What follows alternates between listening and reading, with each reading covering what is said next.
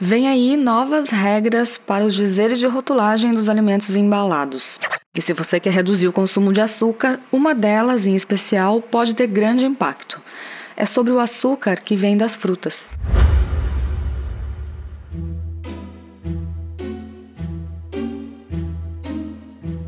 Comida sem filtro.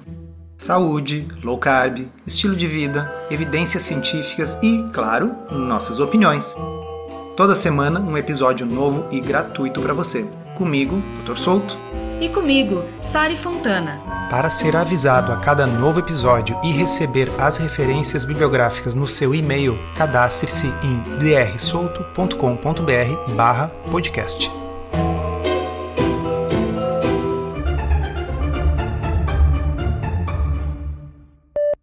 Esse é um assunto recorrente aqui no podcast Comida Sem Filtro.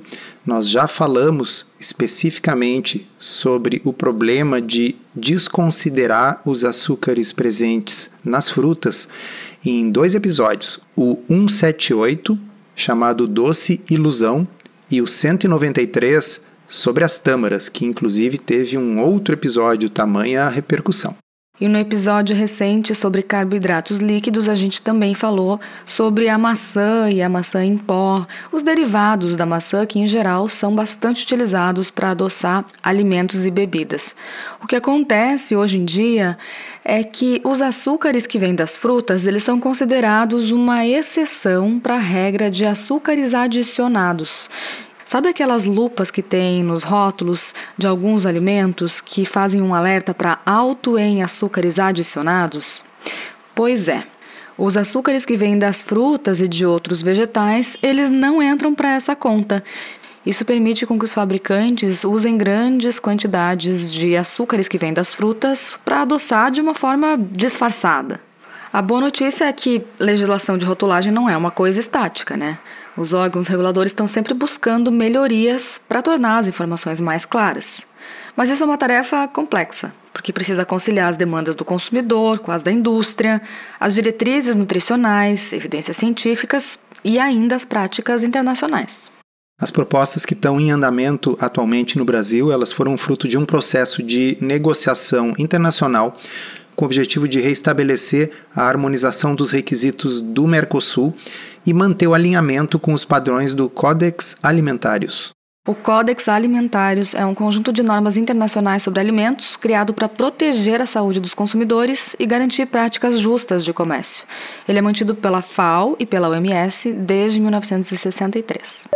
Mas voltando aqui ao que interessa para vocês que estão nos escutando, o que aconteceu foi basicamente o seguinte: se introduziu na legislação o conceito de açúcares adicionados, porque se entendeu que aquele açúcar que é acrescentado no preparo de um alimento industrializado ou não, que esse açúcar faz mal à saúde e as pessoas devem ser alertadas porque consumir muito açúcar não é uma coisa boa.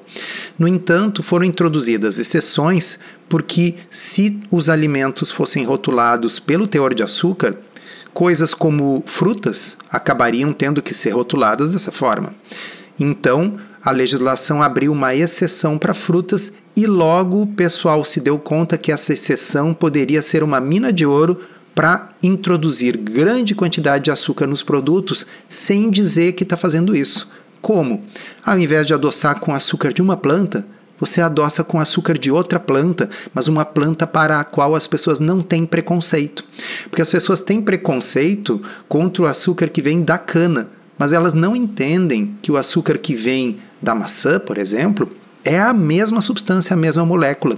Então, basta você adoçar com o açúcar da maçã, você vai estar colocando açúcar, as pessoas vão gostar porque é docinho, mas aquela incômoda lupa de excesso de açúcar desaparece por causa da origem do açúcar, o que é uma coisa bizarra, sem sentido bioquímico ou médico, porque, repito, a substância é a mesma.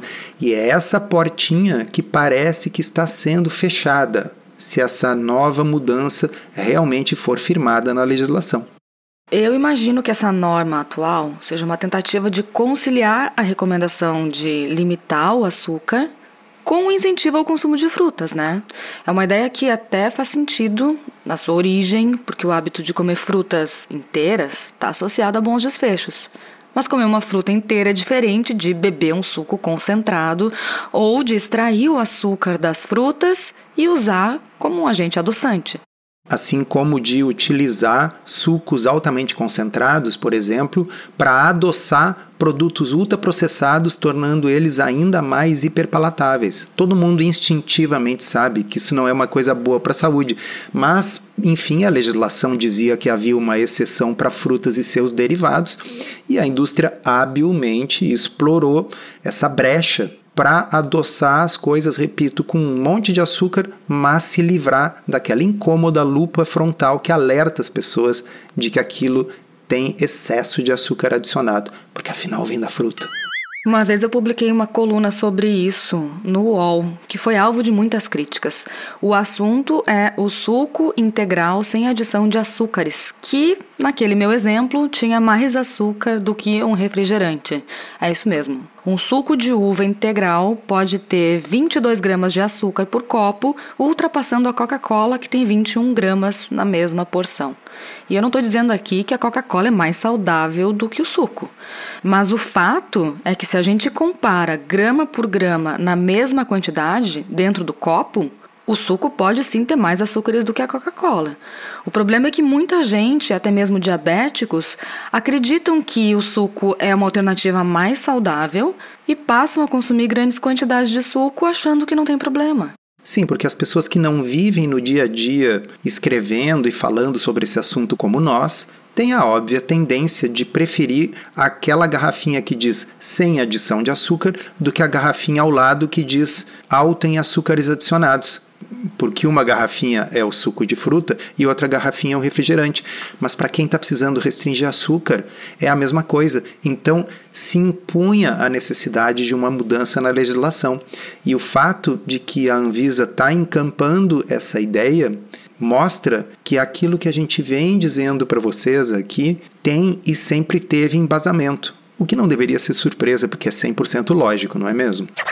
Falando em lógica, a mesma deveria ser aplicada para os doces como bananadas, barra de tâmara, sabe? Essas barras que tem fruta como ingrediente principal e que muitas vezes não tem açúcar extra adicionado na composição, simplesmente porque elas já são tão doces quanto uma bala, né? Por isso que eu sempre gosto de fazer exemplos envolvendo a cana-de-açúcar para ver se as pessoas percebem. Imagina que ao invés de ter uma bananada embalada, cujo único ingrediente é banana desidratada, eu tivesse um pedacinho de cana-de-açúcar embalada para a pessoa abrir e ficar chupando e mordendo. O açúcar é diferente porque ele vem da cana ou vem da banana? Ou por outra, o açúcar da cana é diferente se ele está no formato de um pedaço de caule de cana-de-açúcar ou se o suco dessa cana foi evaporado e se transformou num pó. As pessoas têm realmente muito pensamento mágico. É como se o açúcar fosse bom ou ruim, dependendo da sua origem, dependendo se ele é mais branquinho ou mais escuro. É a mesma substância, pessoal.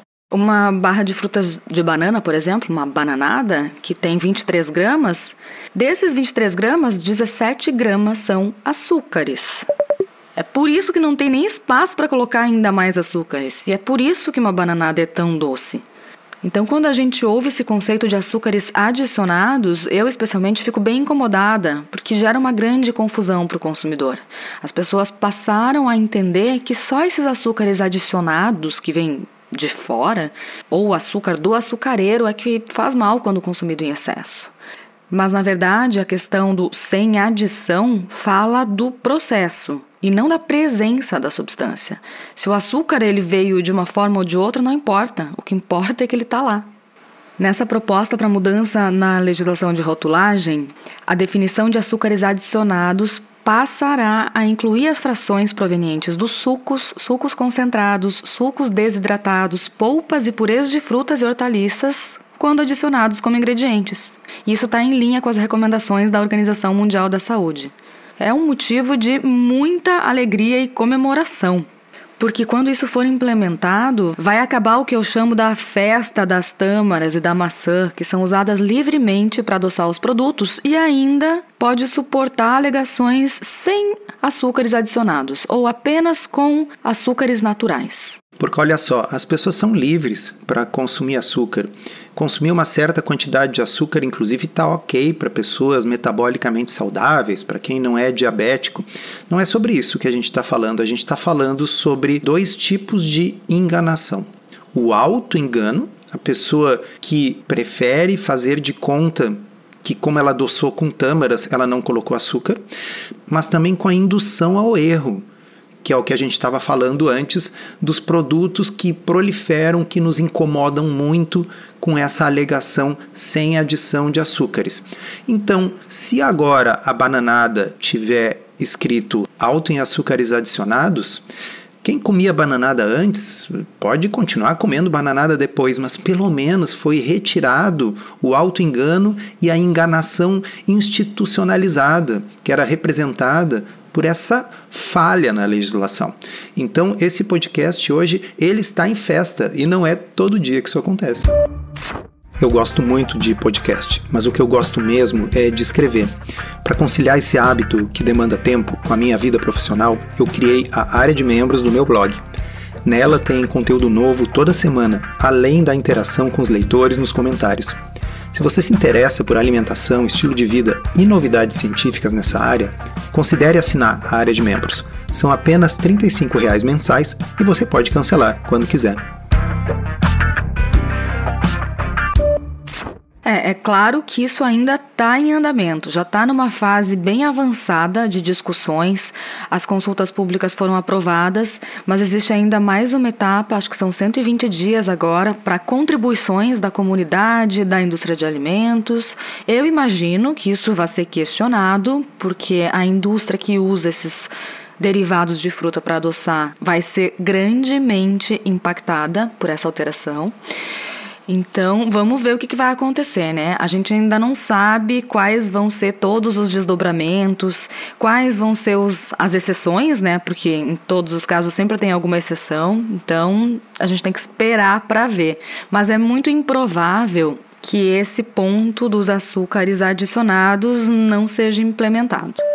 Tem outras coisas também que provavelmente vão mudar e que são positivas. Algumas relacionadas à legibilidade, para melhorar a parte da declaração da lista dos ingredientes, que hoje não é padronizada. A tabela nutricional já é, né? Precisa estar num fundo branco com a letra preta, tem as fontes que são aprovadas, não pode se usar qualquer fonte, porque isso também pode dificultar a leitura do consumidor. Então, a lista de ingredientes vai ser padronizada também, com fundo branco, letra preta, o que é ótimo, porque a gente quer mesmo poder ler com tranquilidade as informações. Existem mudanças na forma de declarar os alimentos alergênicos. Uma coisa que eu gostei também é sobre os ingredientes compostos. Sabe quando tem um recheio ou uma cobertura, por exemplo, em algum alimento? Que aí a gente vai ler a lista de ingredientes e tem lá, cobertura sabor chocolate. Mas aí a gente não sabe do que é feita essa cobertura. Em alguns casos, a legislação atual até obriga que isso seja aberto, mas agora vai ficar mais restrito isso, então quase todos os ingredientes compostos vão precisar informar para o consumidor do que eles são feitos. E isso aí, para quem não se deu conta, é uma outra brecha da legislação da forma como ela está. Porque pode ter um produto que ele é um bombom diet, e esse bombom diet tem uma cobertura de chocolate, só que aquela cobertura de chocolate você não sabe o que é. E ali pode ter, por exemplo, maltitol naquela cobertura, que tem um impacto na glicose semelhante ao do açúcar, mas esse maltitol não aparece porque ele não está como um ingrediente do bombom, ele está como um ingrediente da cobertura do bombom, que não é declarado. Então, essa festa da uva que tem bastante açúcar, essa festa da uva também vai acabar com as mudanças se elas forem implementadas. Uma outra coisa que eu achei bem legal é a proposta de tornar a lista de aditivos também declarada em ordem decrescente de proporção. Hoje não existe essa regra clara, né? Alguns fabricantes até fazem isso voluntariamente, mas o fato é que para o consumidor não fica claro qual é a quantidade de cada aditivo. Além do que, hoje é permitido declarar através daqueles números, sabe? Aqueles números que começam com a letra E. Isso vai terminar. Os aditivos vão precisar ser identificados pelo nome por extenso e a função que eles exercem no alimento. além de estarem declarados nessa ordem decrescente. Isso é muito bom. E Sari pergunta, quando você fala em proporção, é só no sentido da ordem do que tem mais para o que tem menos, ou vai ter que aparecer ali quanto % é de cada um, ou a quantidade? Isso não está claro aqui nesse texto que foi divulgado até o momento. Pelo que eu vi aqui, é só a ordem decrescente, não tem a quantidade em percentual. Mas, na verdade, eu acho que o percentual do aditivo para o consumidor, eu não acho que é muito útil, porque isso é uma questão de formulação. Eles são usados em quantidades muito pequenas, eu não acho que essa é uma informação que agrega, sabe? Eles também não contribuem com calorias e nem com nenhum nutriente. Então, eu acho que isso é o menos relevante, assim, no meu ponto de vista. Eu pensei mais por causa dos polióis. É que o poliol, quando é usado em grande quantidade, ele não é um aditivo, né? Quando, por exemplo, há uma mistura de polióis, o produto tem xilitol, eritritol e maltitol. E aí a gente quer saber, mas tem muito maltitol e um pouquinho de xilitol ou vice-versa? Sim, nesses casos seria útil ter as proporções, realmente, mas eu acho que não vai chegar lá. Ainda não, pelo menos. E só para temperar um pouquinho o meu entusiasmo, a proposta atual, ela prevê prazos de adequação. Tudo isso ainda precisa ser aprovado, tá? Está numa fase já adiantada, mas precisa ser aprovado. E são prazos longos, né? Então, 36 meses para produtos em geral, 48 meses para alimentos produzidos por agricultura familiar, microempreendedores e pequenas indústrias e 60 meses para bebidas não alcoólicas em embalagens retornáveis. Imagino que isso seja porque muitas dessas bebidas têm uma validade de anos e os rótulos já estão prontos, então para não ter que trocar rótulos que já estão prontos de coisas que têm uma validade de anos. Suponho que seja por isso. Esses prazos para o consumidor, eles parecem enormes, mas na verdade eles são prazos bem realistas e consideram as práticas, né, atuais da indústria. Então isso é normal, sempre que existe uma mudança de rotulagem são alguns anos até que a gente consiga enxergar isso no mercado. Mas tenho eu a esperança de que até, 2028 por aí, a gente já vai estar começando a ver coisas atoladas de açúcar que hoje aparecem sem açúcar adicionado, declarando aquilo que realmente são, doces feitos com açúcar. Quem quiser vai comer, mas sem o auto-engano. Encerramos assim esse episódio do Comida Sem Filtro, que foi idealizado, roteirizado e produzido por nós. Se você gostou, divulgue para os seus amigos e inscreva-se na sua plataforma preferida para não perder nenhum episódio. As informações contidas neste podcast são apenas para fins informativos e podem não ser apropriadas ou aplicáveis às suas circunstâncias individuais. Este podcast não fornece aconselhamento médico ou profissional e não substitui a consulta com um médico ou nutricionista. Não use este podcast para diagnóstico ou tratamento médico. Qualquer sugestão é apenas uma recomendação geral, que não é específica para qualquer pessoa ou doença em particular.